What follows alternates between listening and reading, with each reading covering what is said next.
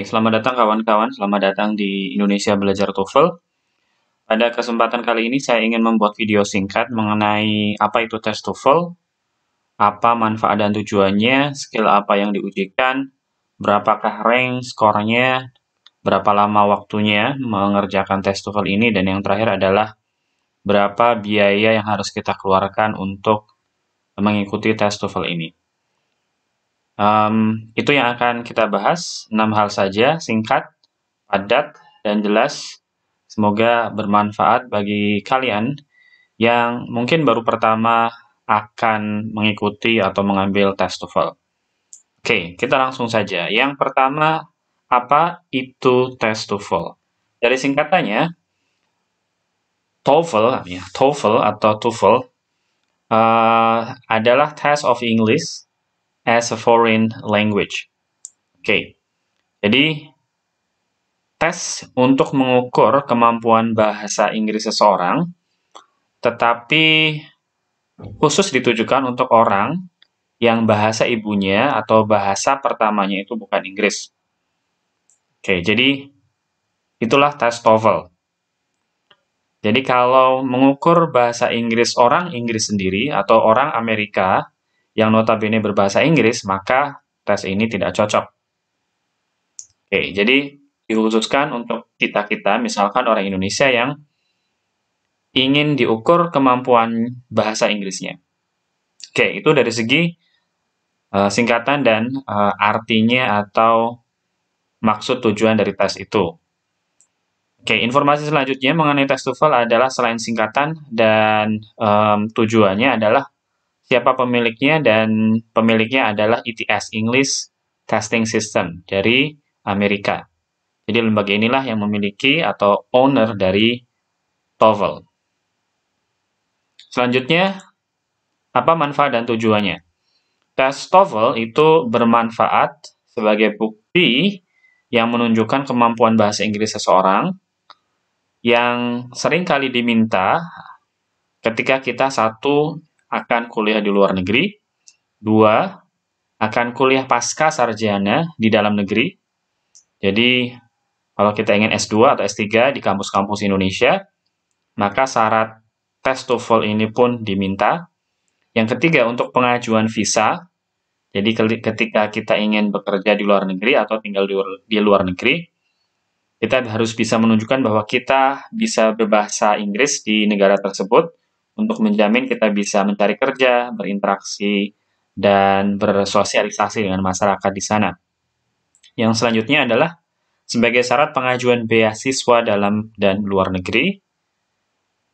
Dan yang terakhir tentu saja tadi bekerja di luar negeri, ya, bekerja di luar negeri. Oke. Jadi beda dengan pengajuan visa. Kalau pengajuan visa yang meminta adalah bagian imigrasi dari negara yang bersangkutan. Kalau untuk bekerja di luar negeri, yang meminta adalah perusahaan yang akan meng-hire kita. Yang ketiga, skill apa yang diujikan di tes ini? Ada 4, ya. Ada 4 skill yang diujikan. Ada listening, structure dan written expression, reading, dan speaking dan writing. Maaf ya, ada 5. Ada 5 hal yang diujikan. Saya ulangi. Listening, structure and written expression, reading, speaking, dan writing. Listening cukup jelas. Kita mendengarkan pembicaraan atau dialog dalam bahasa Inggris, kemudian kita menjawab pertanyaan yang didasarkan dari dialog tersebut. Structure dan written expression, ya gampangnya itu grammar, ya, grammarnya. Kemudian reading comprehension, menjawab dari bacaan yang panjang. Speaking, ya, mengukur kemampuan berbicara kita dalam bahasa Inggris. Kemudian writing, mengukur kemampuan tulisan kita, kemampuan menulis kita dalam bahasa Inggris.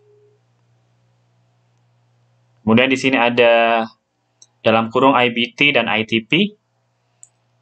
Mungkin dalam kesempatan ini belum saya jelaskan perbedaan dua jenis tes tersebut secara detail. Tapi yang jelas IBT itu yang full, ya, tes yang full, yang official, yang diterima di seluruh dunia. Sementara ITP itu yang terbatas. Yang terbatas dan penyelenggaranya biasanya oleh lembaga yang ditunjuk oleh ITS. Oke, mungkin di video lain kita akan membahas perbedaan IBT dan ITP. Oke, dari list yang terlihat di sini, kelima skill ini diujikan dalam TOEFL IBT, tetapi dalam TOEFL ITP hanya 3. Ya. Dalam ITP hanya listening, structure and written expression, dan reading. Kemudian rank score-nya ya. Jadi skor yang mungkin bisa yang diberikan dalam TOEFL test tergantung jenis TOEFL testnya. IBT skornya 0 sampai 120, PBT paper based test atau ITP institutional test program sepertinya ya. Itu 0 sampai 677. Oke, jadi itu rank skornya. Kalau kita pernah dengar skornya si A itu 650. Oh, berarti yang dia ambil adalah TOEFL PBT atau TOEFL ITP. Oke, di bawah ada contoh syarat skor TOEFL yang diperlukan ketika ingin masuk ke kampus di luar negeri. Ini saya ambilkan dari University of Birmingham, di mana saya kuliah. Ada 3 grup department, ada 3 grup fakultas. Ya, ada 3 grup fakultas atau jurusan. Grup A itu jurusan atau bidang-bidang studi teknik, kemudian ilmu alam. Grup B, bidang studi sosial, ekonomi, bisnis, dan seterusnya. Dan grup C, itu untuk postgrade, khusus untuk postgrade, untuk S2 dan S3 dalam bidang research education, law, dan clinical psychology.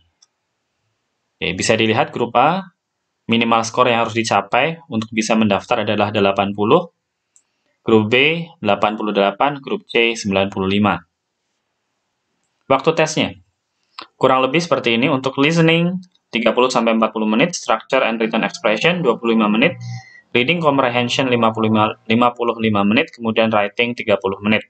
Kemudian speaking kurang lebih 30 menit juga.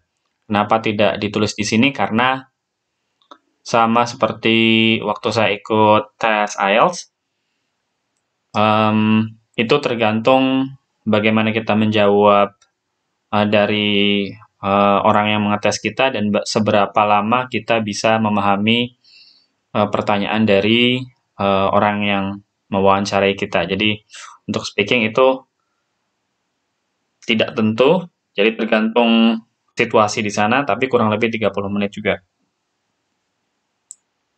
Untuk biaya sekarang yang terakhir, biayanya berapa? IBT 185 US dollar atau dirupiahkan menjadi 2.600.000 rupiahan.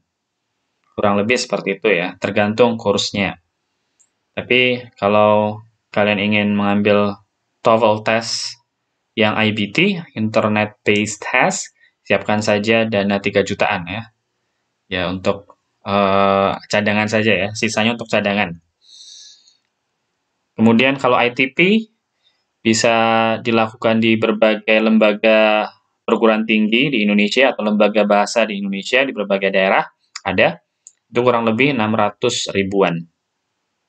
Itu saja informasi singkat mengenai TOEFL test. Informasinya basic, mendasar, tapi mungkin masih banyak yang belum tahu. Terima kasih sudah mengikuti. Setelah ini ada rangkuman apa saja yang telah saya sampaikan. Antisipasi ada yang terlewat, silahkan disimak setelah ini. Kalau bermanfaat, silahkan klik like dan subscribe.